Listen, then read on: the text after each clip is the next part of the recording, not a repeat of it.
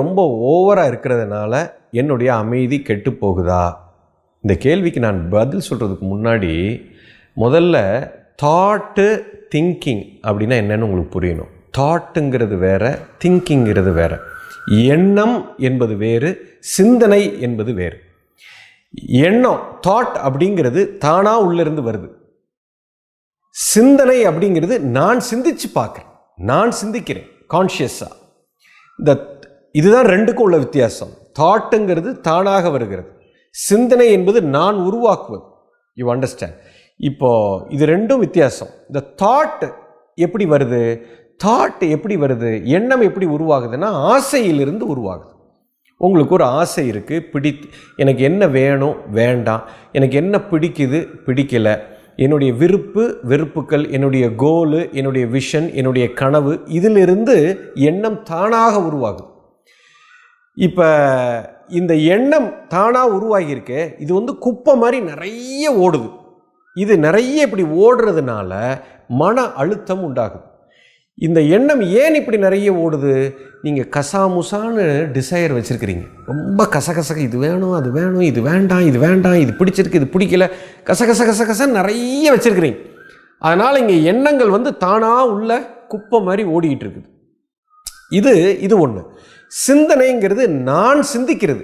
இப்போ நான் என்ன செய்யலாம், என்னுடைய வாழ்க்கையை நான் எப்படி திட்டமிடுறது, நாளைக்கு நான் என்ன செய்ய போகிறேன் அப்படின்னு நீங்களாக உருவாக்குறது. இப்போ ஒரு புதுசாக ஒருத்தர் கவிதை எழுதுகிறாரு, அவரோட சிந்தனையிலிருந்து அது வருகிறது, அது எண்ணத்திலிருந்து வருவதில்லை. ஸோ சிந்தனை செய்யும்போது ஒரு மனிதனுக்கு அமைதி கெட்டு போகாது. எண்ணம் ஓவராக போகும்போது, எண்ணங்கள் அதிகமாக ஆகும்போது எண்ண அழுத்தம் உண்டாகுது. நிறைய எண்ணம் வந்துருச்சுன்னா அதில் ஒரு அழுத்தம் வருது, டிப்ரெஷன் ஃபார்ம் ஆகுது. அதில் தான் என்னுடைய அமைதி கெட்டு போகுது. இப்போ இந்த எண்ணத்தை போய் இந்த உலகமே கட்டுப்படுத்துறது எப்படின்னு பார்க்குறாங்க. How to control my thoughts. பைத்தியக்காரத்தனம். எண்ணத்தை கட்டேப்படுத்த முடியாது. எப்போ உங்களுக்கு ஆசை வெறுப்புகள் அதிகமாக வந்து விட்டதோ, அது உள்ளே இருக்க இருக்க இருக்க இருக்க பிரச்சனை இங்கே இருக்குது, எண்ணத்தில் கிடையாது. அப்போது இந்த இடத்துல ஆசையை வச்சுக்க கூடாதா? அதுவும் பைத்தியக்காரத்தனம். ஆசையை வச்சுக்க கூடாதுன்னா அப்படி வாழவே முடியாது நீங்கள். அப்போது அந்த ஆசையை சீரமைக்க வேண்டும், அதை சரியாக வைக்க வேண்டும். அந்த டிசையரை எப்போ ஒரு மனுஷன் கரெக்டாக வச்சுருக்கிறானோ, இப்போ எண்ணங்களும் அதை சார்ந்து தெளிவாக இருக்கும், மன அழுத்தம் உண்டாகாது. சிந்தனை அப்படிங்கிறதுலேருந்து பாதிப்பு வராது, எண்ணத்திலிருந்து தான் பாதிப்பு வரும். அதை கட்டுப்படுத்த முயற்சி பண்ணாதீங்க. இந்த எண்ணங்கள்னால தான் நீங்கள் அமைதியை இழக்கிறீங்க. எண்ண அழுத்தம்னால அமைதியை இழக்கிறீங்க. அதுக்காக அதை கண்ட்ரோல் பண்ணக்கூடாது.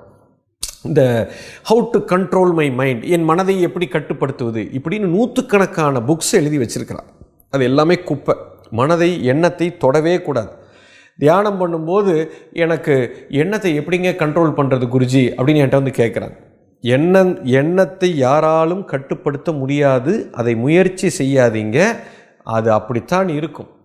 ஆசைகளை சீரமைக்க வேண்டும். உங்கள் டிசையரை ஒழுங்குபடுத்துங்க, அது தானாக போய்விடும்.